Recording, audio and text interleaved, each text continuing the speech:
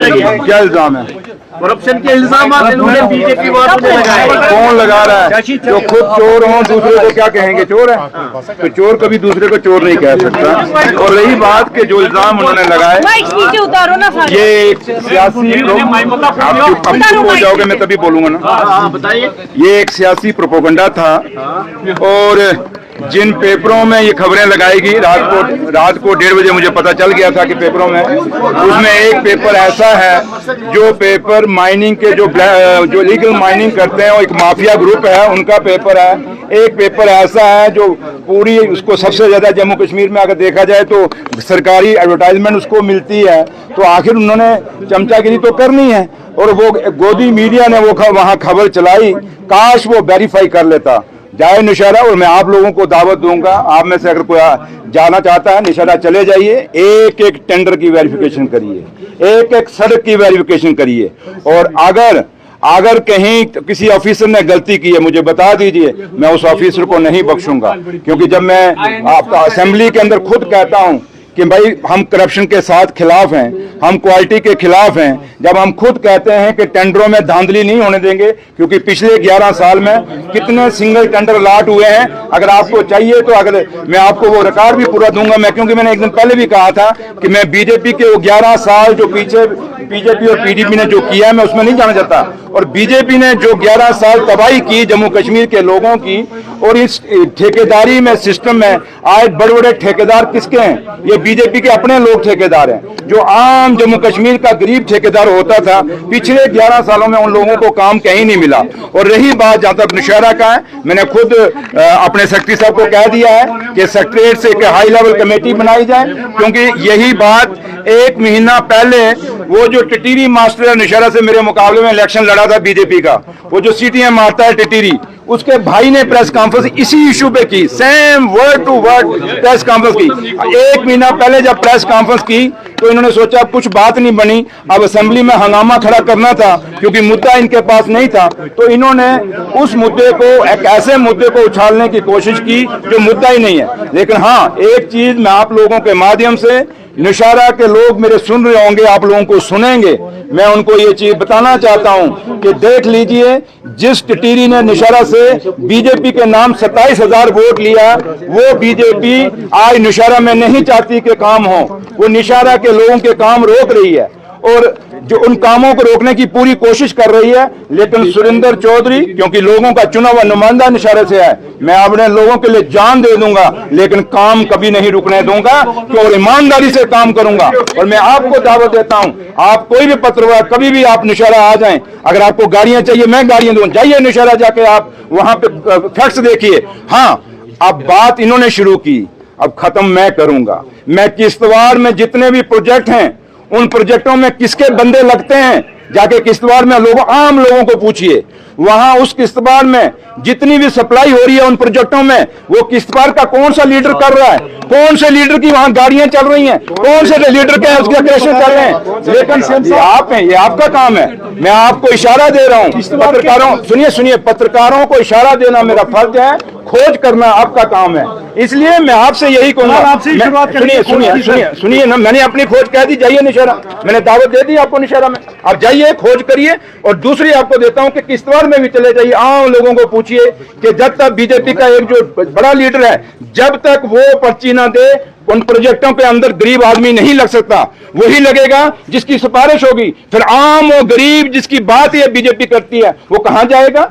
ये 2 चेहरे नहीं चलेंगे, हाथी के दांत, खाने के कुछ और दिखाने के वो कुछ और। ये लॉलीपॉप जो हाथ में लेके घूम रहे हैं, ये इन्हीं के मुंह में वापस हम देंगे। ये वक्त आने वाला है, जम्मू कश्मीर के लोग इनको कभी नहीं बख्शेंगे। इसलिए मैं लास्ट में आपको एक चीज और कह दूं, मैं वही एक चीज कह दूं, ये तो हुआ नौशहरा का, इसलिए अब नौशहरा के लोग खुद इनको जवाब देंगे बीजेपी को अगले इलेक्शन में। अब दूसरी बात रही, जिस पे सुबह इन्होंने ड्रामा किया कि सरकार जो है, जो फ्लड आया उस फ्लड पे बात नहीं कर रही। लेकिन आप सब जानते हैं आज कम से कम 4 सवाल लगे हुए थे उसी फ्लड के ऊपर। इवन के जो एलओपी है बीजेपी का सुनील शर्मा साहब का चौथे नंबर पे सवाल था कि वहां चशोटी में जो फ्लड आया वहां कितने घर टूटे, वहां कितने लोग मरे, कितने लोगों को वहां पे मुआवजा मिला, कितनों को नहीं मिला, ये सवाल था। अगर ये सच्चे थे सुनील शर्मा साहब, एलओपी साहब, तो वो सवाल तो आपका था ना, तो आपने वेट क्यों नहीं किया? क्यों नहीं सवाल? ये बातें जो आप बाहर में तमाशा करके मीडिया के सामने रख रहे हो, ये वहां कह सकते थे ना हाउस में, ये सिर्फ तमाशा था। और जहां तक उमर साहब की बात है, ये जो चशोती में जो वहां पाडर में जो वहां लोग मारे गए माता मचेल के चरणों में, वो कैसे मारे गए? ये एलओपी साहब की कॉन्स्टिट्यूएंसी है।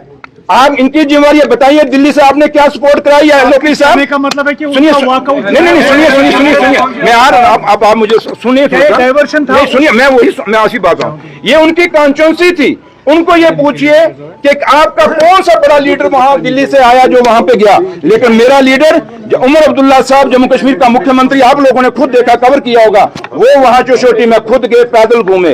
उमर साहब अपना क्या नाम है मोहर में गए, उमर साहब रामबन में गए, उमर साहब जम्मू शहर के अंदर चौथे ब्रिज के ऊपर गए, बाकी लोग जगहों पे जो लोग जिन दरिया में जो तवी में बह गए उन पे गए। उमर साहब कठुआ में गए, सांबा में गए।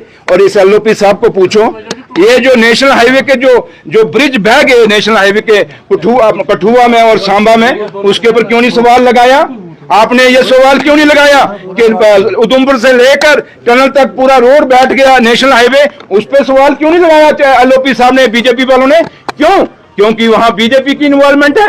ये नेशनल हाईवे अथॉरिटी किसकी है? ये बीजेपी वालों की है। तो इसलिए आपने वहां सवाल नहीं लगाते, क्योंकि इनका आखिरी चेहरा ये जो फ्लड हिट, अगर आप फ्लड के लोगों के साथ ईमानदारी है तो फिर फ्लड के लोगों का मजहब के नाम पे नहीं बात रखनी चाहिए। खाली जम्मू सूबे में फ्लड नहीं, रोड बंद होने से क्या एक बार भी इन्होंने बोला कि सेब के सेब लोगों के खत्म हो गए, यहाँ ट्रकों के ट्रक खत्म हो गए, उस पर कोई बात रखी उन्होंने?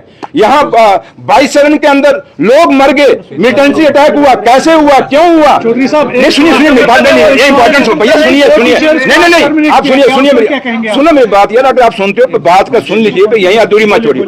22 शरण में पूरा टूरिज्म कश्मीर का खत्म हो गया, पूरी इंडस्ट्री, होटल इंडस्ट्री खत्म हो गई। एक बार भी बीजेपी ने कहीं सवाल लाया, बात रखी कि हमने इस पर बात करना चाहते हैं, इस पर डिबेट करना चाहते हैं? करते हैं। मैंने वही कहा, बीजेपी के दो चेहरे हैं, कश्मीर में आते हैं कहते हैं हम आपके हमदर्द हैं।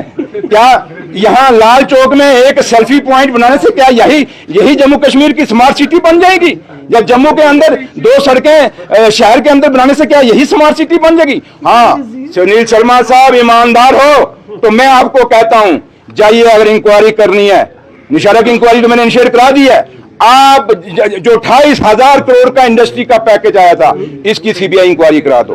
आप उसकी जो स्मार्ट सिटी है, इसकी सीबीआई इंक्वायरी करा दें। आप जितनी भी यूनिवर्सिटी हैं, बाहर के लोग उस यूनिवर्सिटी में लग रहे हैं, जम्मू कश्मीर के बच्चों को रोजगार नहीं मिल रहा, इन यूनिवर्सिटी में जितनी भी अपॉइंटमेंट हुई है बाहर के लोगों की, उसकी सीबीआई इंक्वायरी करा दें। सुनील शर्मा साहब, अगर आप इंक्वायरी करना चाहते हैं बीजेपी वालों, तो फिर अगर सबसे बड़ी इंक्वायरी यहाँ जो बेरोजगारी है, जिस बेरोजगारी को आपने पैदा किया, उस बेरोजगारी पे एक सीबीआई इंक्वायरी करोगे। ये कैसे इतने, ये 10 महीने में तो पैदा नहीं हुए ये बेरोजगार। इसलिए मैं आपसे ये बात करूंगा कि बीजेपी के लोग सिर्फ जम्मू कश्मीर के लोगों को उलझाना चाहते हैं, इससे ज्यादा कुछ नहीं है। ये सिर्फ एक जोर जबरदस्ती से गुमराह करके ये सरकार यहाँ पे अपनी पार्टी को चलाना चाहते हैं। लेकिन जम्मू कश्मीर के लोगों ने पहले भी इनको 2024 में इनको जवाब दिया था, कश्मीर में तो लोगों ने जवाब दिया, अब जम्मू वाले लोग अगले इलेक्शन का इंतजार करके इनको जवाब देंगे। और ये बीजेपी, सुनील शर्मा को एक बात और पूछना आप कि तलवार मुख जो आपने बंद किया था, उमर अब्दुल्ला सरकार ने शुरू किया है। आज जम्मू का एक एक व्यापारी, एक एक आम आदमी खुश है। आपको किसने रोका था कि भाई यहाँ पे ये आप तलवार मुख ना चलाएं? इसलिए मुद्दे बहुत हैं, बातें बहुत हैं, लेकिन मैं एक ही बात कहूंगा कि बीजेपी असेंबली के अंदर पूरा ड्रामा कर रही है, ये सिर्फ तमाशा कर रही है आप लोगों के चैनलों पे आने के लिए, क्योंकि ये कुछ ना करें तो आप थोड़ा इनको पूछोगे भाई क्या हुआ है। इसलिए जब ये पंगा करेंगे तो पूछ